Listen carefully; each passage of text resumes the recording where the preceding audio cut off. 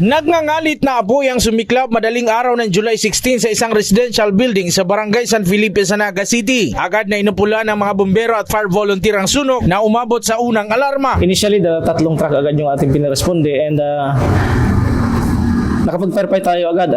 Pagdating natin sa area, since medyo late na yung ating caller, yung pagka-receive natin ng information, almost totally gutted na yung structure. Ang involved establishment natin is residential area. Ito ay pagmamayari ni isang senior citizen, 78 years old, Isabel Kasindan. Ayon sa paunang investigasyon ng BFP, posibleng napabayaang lutuan at faulty electrical wiring ang naging mitsa ng sunog. Higit sa 600,000 pesos naman ang halaga ng iniwang pinsala ng sumiklab na sunog. Meron tayong dalawang tinitingnan na anggulo sa ating fire incident. Una is yung nagluluto gamit ang wooden feed stove kasi according to witness which is neighboring resident sa ating involved fire incident kaninang madaling araw, itong ating owner ng establishment is nagluluto siya ng pagkain ng aso every day, lalo na sa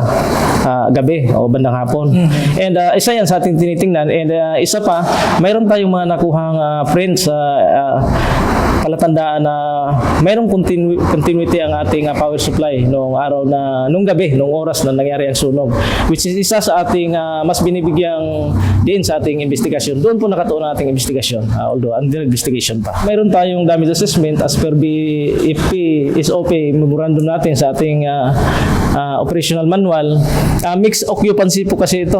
Yung ibang portion is concrete at yung iba naman ay light combustible materials. Ang ating total assessment is more or less to 615,000. Wala namang nasaktan sa insidente. Paulit-ulit na panawagan ng BFP sa publiko na maging alerto at bantayan ang mga posibleng pagmulan ng sunog. Jan Amador, CSN.